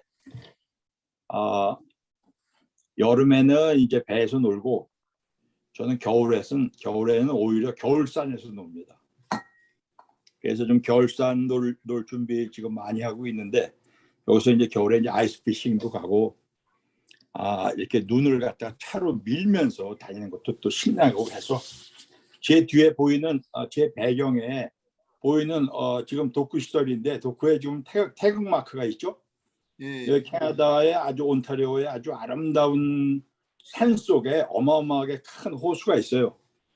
거기에다가 저희 온타리오 세일링 동호회의 홈포트를 저희가 이번에 갖게 됐습니다. 그래서 그 홈포트에 우리 도쿠 위에 지금 태극 마크를 넣어가지고 거기 주변에 수많은 도쿠 시설들이 있는데 태극 마크가 아주 비행기에서도 멋지게 보이게끔 저희가 했고요. 지금 전 인천에서 해군 중위 때 인천에서 경비정 정장 생활을 1년간을 했어요. 그래서 팔미도에서부터 대청도, 안면도 이쪽 바다를 갖다가 1년간 누우면서 그쪽 바다를 다 아는데 진짜 엄청 탁합니다. 우리가 스크루에고 밧줄이 좀 걸려가지고 이렇게 내려가면은 한 1m도 거의 안 보이는 그런 물인데 하여간 나중에 어떤 시설이 될든지 참조를 좀 하시고 그 다음에 그 수중 속에서 그 고기들 전망대에 여기서 육상에 있는 건 보통 아쿠아리움이잖아요. 아쿠아리움 토론토에도 아주 큰 데가 있어서 가끔 애들 데리고 가기도 하는데 저는 옛날서부터 어떤 생각을 했냐면 우리 독도가 동도하고 서도로 두 개로 섬이 돼 있잖아요. 바이섬이란 말이에요. 그래서 그걸 갖다가 지금 일본 애들이 그거 갖고 이제 자꾸 시비 걸고 독도를 이슈화한다는 얘기는 뭐냐면 전 세계에다가 독도를 관광을 이렇게 홍보를 해주는 거거든요. 그걸 역으로 우리는 좀 받아치면은 너희들이 독도를 알리면 알릴수록 우리한테는 득이 되는 그런 작전으로 나가면은 동도하고 서도를 잇는 바로 그 수족관을 그러니까 유리 통로를 해상에는 올라오지 않고 수면 하로 그걸 만들어서 동도하고 서도를 연결시켜 놓으면은 아마 일본 애들이 독도를 이슈화 해가지고 전 세계에다가 알리면 알릴수록 전 세계에서 진짜 세계에 유도 없는 섬과 섬을 연결한 유리 수족관 속을 한번 걸어가는 거 그거 하기 위해서 전 세계에서 몰려들 거라고 전 진짜 확신합니다. 아까 우리 안강현 사장께서 그 캐리비안이라든지 뭐 메디터레이니안 뭐 여기저기 많이 이제 말씀하셨는데 저는 이제 캐리비안에서 많이 이제 배 타고 다녔었어요. 근데 진짜 그쪽은 기후도 좋고 막 그러지만 이 물속은 아마 독도의 동도와 서도를 갖다가 수중으로 연결하는 그 유리관 속을 한번 걸어보는 그거는 전 세계 많은 사람들이 진짜 아주 꿈을 꿀 겁니다. 그리고 여기 물도 좋고 이제 그러니까 독도하고 서도 사이를 해상으로 올라오지 않고 수중으로 그 수족관을 하는 그런 거. 그래서 일본 애들이 독도를 이슈화하면 할수록 우리는 전 세계에서 진짜 많은 관광객을 거기서 보게끔 하는 그런 전략으로 한번 짜면 어떨까 싶고요.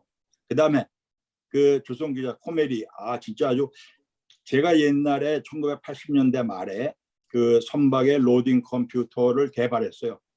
개발을 해서 그 현대 미포 조선소에 88년도에 제1호 로딩 컴퓨터를 납품을 하고 그리고 전 이제 회사를 나왔는데 너무 힘들어가지고 그때. 왜냐하면 그때 당시 로딩 컴퓨터를 하드웨어, 소프트웨어를 다 개발하는데 하드웨어에 대한 테스트 장비가 선박에 올라가는 컴퓨터 테스트 장비가 뭐 대덕 그 단지에도 없고 그래가지고 해양대학에 그래서 간신히 그냥 간이용으로 이렇게 테스트했었는데 지금 코메리 같은 기관이 있으면 얼마나 편하겠어요. 아주 서비스 잘해줄 거고 아주 간단하게 하는 걸 갖다 참 어려운 경우가 있었는데요. 한 가지 제가 코메리에다가 좀 말씀드리고 싶으면 전 이제 세일링하는 입장에서 요새 이 세일보트도 아주 빠르게 그 일렉트릭 모터를 갖다가 써가지고 전기 구동 장치가 아주 급속도로 여기서 좀 들어가고 있습니다.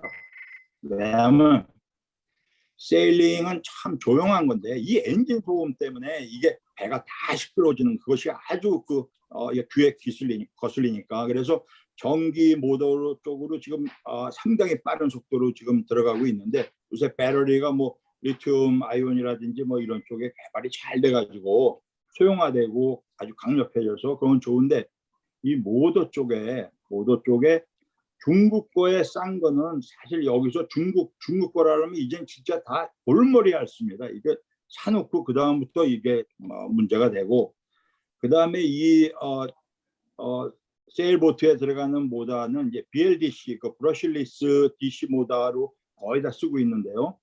이걸 갖다가 세계에서 제일 유명한 거는 영국의 린치라는 LYNCH 린치 모터가 한 70% 이상을 다 이 영국의 린치 모터를 쓰는데 구동도 간단하고 BLDC에다가 에어쿨드 시스템이기 때문에 구조도 간단하고 우리 한국에서 진짜 이거 금세 만들 수 있거든요. 왜냐하면 그 모든 세탁기의 모터 구조하고 똑같습니다. 그래서 그런 이 세일보트에서 쓸 수 있는 BLDC의 그 모터 우리가 보통 48V를 많이 쓰는데 그 린치 모터를 좀 벤치마킹 해가지고 우리 한국의 그 업체 하나 좀 발굴이 됐으면 좋겠습니다. 이상입니다. 감사합니다.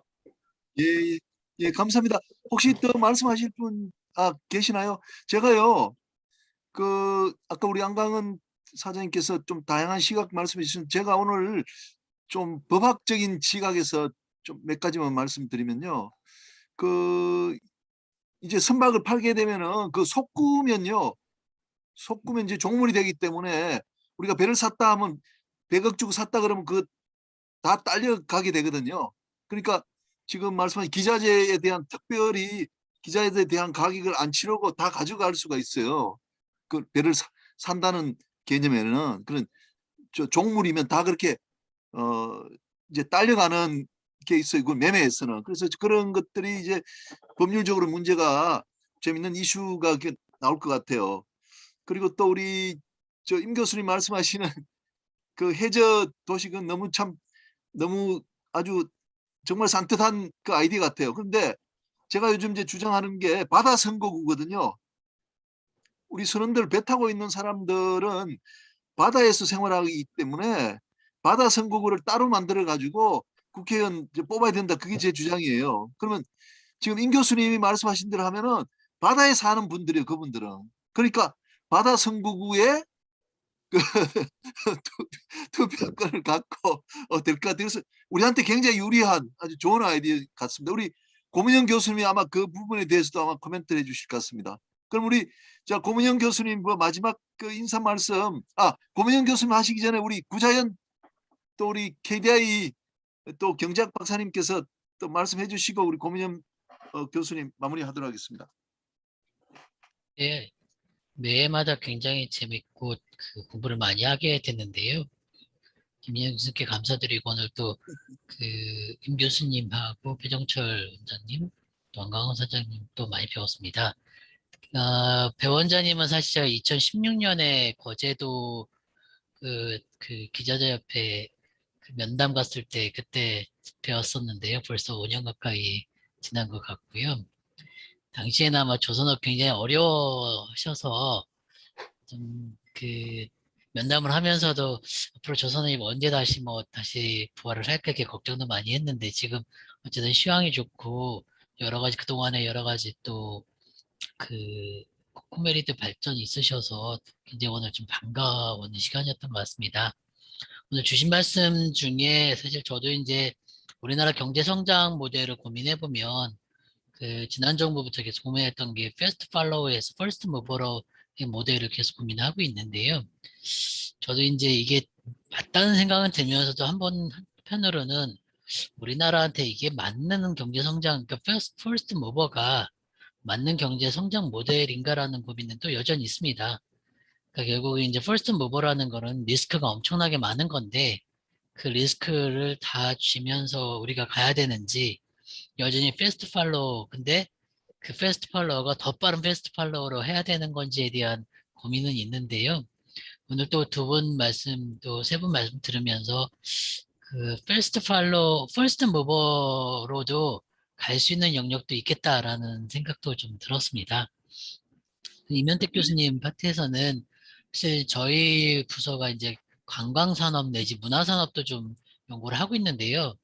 이게 관광이라는 게 우리나라의 아름다운 자연자산만 가지고는 관광이 한계가 있을 것 같고 결국은 외국인을 유치할 수 있는 다양한 볼거리 아니면 무엇이 있어야 되는데 그중 하나가 아까 주신 해저 도시라든가 아니면 독도 그런 부분이라든가 어쨌거나 자연을 활용해서 관광 지원을 할 수 있는 인공 구조물도 필요할 텐데요. 그 부분에서 아이디어를 주신 것 같아서 감사드리고 저희도 이 부분에 대해서는 관계부처 회의 때에 가능한지 여부를 계속 고민을 해보도록 하겠습니다.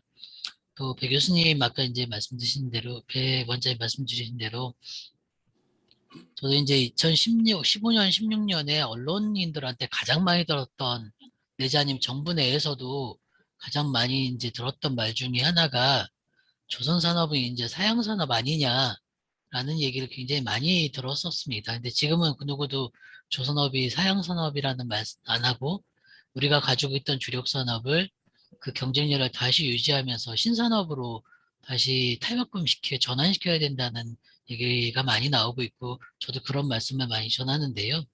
결국 이제 아까 이제 원장님께서도 말씀하신 대로 에너지에 대한 패러다임 변화에 따라서 우리가 어떻게 적응하느냐에 따라서 새로운 산업으로 조선업을 다시 성장시킬 수 있다고 보여지는데요. 제가 2015년, 16년 때 조선업 다른 나라들 이제 조금 공부해 보니까 영국이나 스웨덴이나 일본 같은 경우 산업의 패러다임이 변할 때에 결국은 이제 적절하게 적응을 못해서 내지 아니면 대응을 못해서 조선업은 버리고 건조는 버리고 오히려 이제 영국이나 스웨덴은 설계라든가 기자재 쪽으로 많이 가서 그래도 조금 그쪽에서 명맥을 유지하거나 오히려 더 고도화했던 걸로 나오는데요. 우리나라 같은 경우는 두 부분을 더 동시에 다 잘할 수 있는 기회가 되지 않을까라는 생각이 들고요. 그리고 이제 안 사장님 말씀드리면서 이제 요새 제가 고민하고 있는 부분과 더불어서 이제 그리고 이제 요새 우리나라는 조금 덜하지만 글로벌하게 고민하고 있는 모습이 그 인플레이션이라는 거 고민 많이 하고 있습니다. 이제 서프라이 체인 공급망이 교란이 되면서 미국을 중심으로 한 그 전 세계가 인플레이션에 대한 걱정을 많이 하고 있는데 그 중앙은행들은 이건 단기적인 현상일 거라고 생각을 하고 있습니다. 근데 이제 탄소 중립 정책이 결국은 누군가한테는 비용 전가가 된다고 생각을 하면 결국 이게 또 인플레이션 요인도 될 수도 있겠다라는 생각이 드는데 이게 원샷으로 올라갈 건지 아니면 이게 계속 스파이럴이 일어나서 그 인플레이션이 좀 악화가 될지에 대해서는 좀 연구를 해야 되는 파트라고 생각이 들고 이 부분에 대해서 아이디어를 주신 것 같아서 감사드리고요. 그 뭐 늘상 말씀드리는 거지만 저희 뭐 싱크탱크라는 게 결국 이런 주신 말씀들을 잘 요약 정리 내지 아니면 저희가 다시 소화를 해서 정부에서 이런 정책 대응을 할 때에 잘 전달해야 되는 역할이라고 생각 들고요. 오늘 이제 주신 말씀들도 다 정리해서 저도 더 공부하고 더 정책 회의 때에 잘 전달해 드릴 수 있도록 하겠습니다. 감사합니다.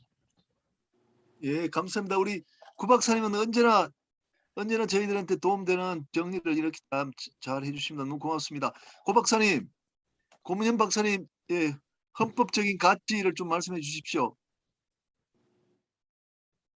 예, 오늘 임현택 교수님하고 배정철 원장님 좋은 발표 잘 들었고 특히 뭐 우리 안강원 사장님이 조금 이렇게 얘기하긴 했지만 해저 터널을 인천 해저 터널을 시도하는 것 자체는 굉장히 큰 웅비라고 생각하는데 이제 또 우리 안 사장님은 다른 방법으로 또 하는 제가 보기로는 상당히 우리 국민적 공감대 형성이 중요하지 않나 그런 생각이 들어서 상당히 뭐 옳다 그러다 보다는 정말 합리적 안을 도출하는 것이 여기 한 500명이 참여하고 뭐 여기 직접 참여한 분 한 100명 넘지만 여기 안에서 공감대가 형성되어야 앞으로 될 수 있지 않나 그런 면에서는 안 사장님의 그 인사이트가 상당히 중요하지 않나 생각합니다. 그 막연하게 해저 터널은 좋지만 여기 해저 터널이 붕괴했을 때 여러 가지 안전성 문제라든가 이런 생각하면 완전히 그 참사 당할 수 있고 그렇게 또 그 쉽게 돈을 안 버리고도 활용할 수 있는 아름다운 자연적 갈라파고스 같은 건 상당히 탁견이 아닌가 생각하고요. 일단은 그 앞에 정리는 우리 구 박사님이 많이 했기 때문에 제가 중복되는 건 제가 빼고 하기 때문에 좀 다르게 얘기하는 겁니다. 그 다음에 배정철 원장님은 하여튼 이면택 교수님이 뭐 웅비하게 아까 전에 마지막 끝에도 막 뭔가 하려고 하는 그런 결론에 찬 말씀은 굉장히 돈키호테 정신을 생각나게 해서 제가 굉장히 자극을 받았고 그런 자세는 우리가 죽을 때까지 계속해야 되지 않나 그러면서 저는 큰 감동을 받았습니다. 오해하지 마시기 바랍니다. 그러나 우리는 꿈은 이상을 가지지만 현실은 또 땅바닥 위에 서 있기 때문에 머리는 이상을 향하고 발바닥은 현실을 생각해야 되기 때문에 그런 말씀을 드린 것이지 다른 뜻은 전혀 없습니다. 그 다음에 배정철 원장님도 자율 여러 가지 좋은 말씀 해주셨는데 특히 제가 들은 것 중에 2026년이나 2027년이 되면 자율 운행 선박이 세계를 선도할 것이다 이렇게 예측을 아까 전에 제가 잘못 들었는지 몰라도 그렇게 분명히 들었어요. 그래서 아마 그 여러 가지 백업은 안강원 사장님이 하실 텐데 이제 몇 년 안 남았잖아요. 2026년이나 2027년에서 굉장히 기대가 되고 지금 안 그래도 뭐 초격차에서 뭐 조금 전에는 뭐 초연결 얘기하셨는데 2026년 되면 뭐 정말 말로 표현할 수 없는 그런 개그가 기대됩니다. 그리고 특히 답변 중에도 넘버원만 살아남는다는 그 좋은 말씀은 이 초격차를 벗어나서 초연결을 가는 중요한 말씀이 아닌가 화두가 아닌가 생각해서 좋은 말씀을 들었고요.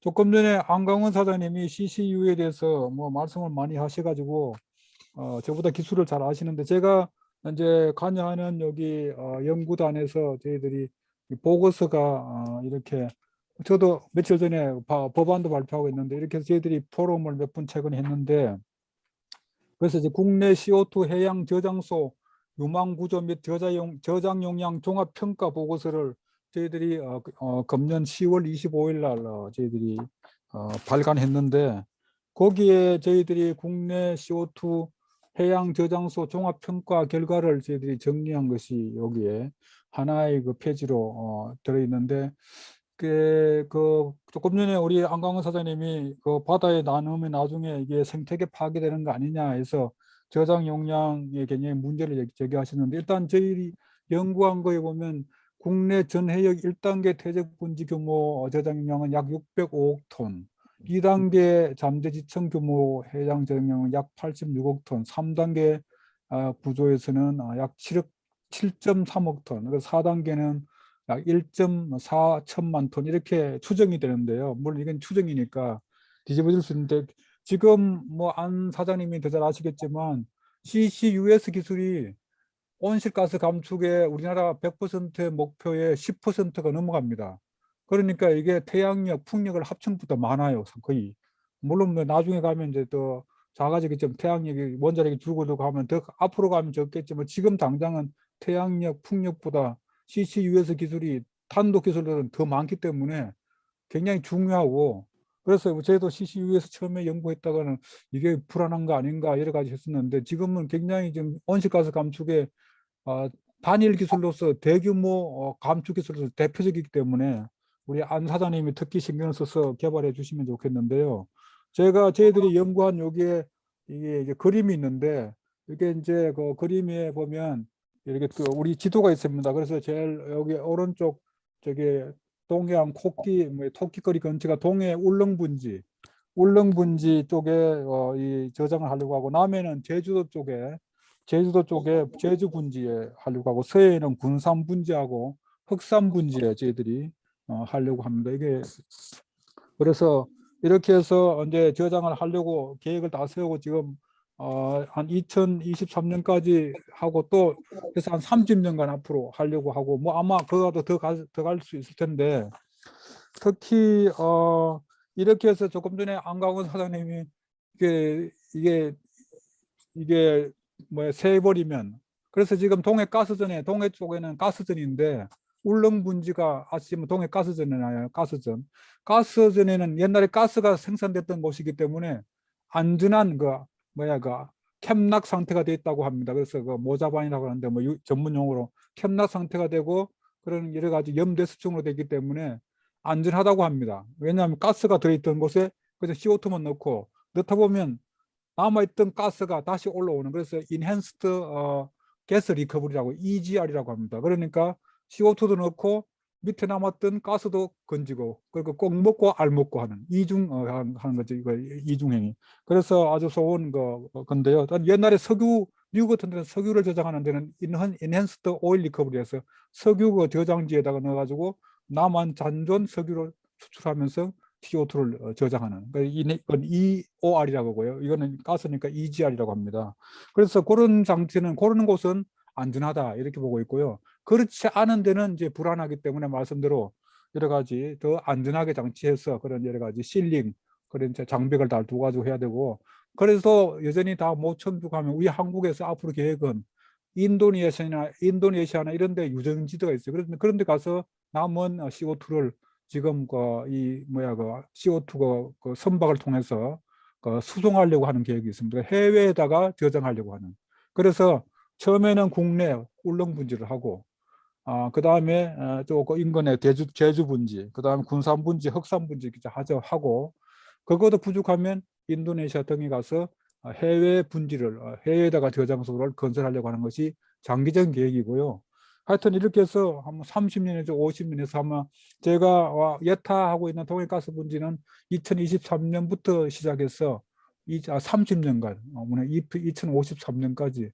그래서 아마 저는 우리 김민영 교수님도 열심히 해서 아마 정년이 없이 활동할 텐데, 저도 CCUS에 관해서 아마 정년 없이 그냥 계속해서 아주 재미있는 연구를 계속할 수 있을 것 같은데, 하여튼 이런 기술에 대해서 우리 안강원 사장님이 한국이 또 초격차, 초연결로 계속 연결해서 기술을 개발해 주시면 좋겠고요. 그 다음에 조금 전에 이제 앞에서 우리 말씀하신 그 이면택 교수님이 해저 터널을 개발하면 거기 이제 사람이 살 수 있으니까 거기에 이제 이 사람이 살면 김은영 교수님이 말씀하셨던 거기에 사람이 사니까 그걸 기준으로 선거구 획정을 해서 해양을 대변하는 그런 선거구를 획정하면 그러니까 바다도 보호하고 그리고 생태계도 보호하는 그런 아주 훌륭한 선거구가 나오지 않나 그렇게 생각합니다. 오늘 다시 한번 이면택 교수님 그리고 배정철 원장님 좋은 발표 감사드리고 또 귀한 시간을 내서 안강원 사장님이 아주 자세한 설명에 대해서 깊이 감사드립니다. 뭐 중간에 신춘희 회장님도 아주 예리한 질문을 통해서 오늘 이 토론의 격을 높여서 다시 한번 감사드리고 또 김정수 선배님은 또 캐나다에서 이렇게 밤늦게 일해 주셔서 강명호 사장님 등 감사드립니다. 고맙습니다. 예. 그리고요 이면택 그 교수님 네. 조금 뭐 그래도 한 30초라도 잠깐 인사 말씀하시고 마치도록 하겠습니다. 그 말씀 오늘- 하나씩 될것 같습니다. 예. 네네. 오늘 시간 내서 감사드리고요. 예. 앞으로 예. 참여하겠습니다. 예, 아주 좋은 인사이트 주셔서 대단히 감사합니다. 자, 제가 우리가 저도 너무 힘이 들어가지고 우리가 원래 하던 식으로 해서 이제 2 강의하고 좀 당분간 한 주 좀 쉬도록 하겠어요. 그 다음 주 그러니까 이제 27일 날 토요일 날 좀 2 강좌 이렇게 해가지고 맞춰 나가도록 그렇게 하겠습니다. 그 2주 동안 잘 쉬시고요. 2주 동안 에너지 얻어가도록 우리 초격차 오늘 우리 안강원 사장님이 초연결까지 말씀해 주셔가지고 제가 초격차 하면 여러분들 초격차 해주시고 초연결 하면 초연결 2번 해주시기 바랍니다. 초격차 초격차 초연결 예, 수고하셨습니다. 예, 고맙습니다. 수고하셨습니다. 고맙습니다.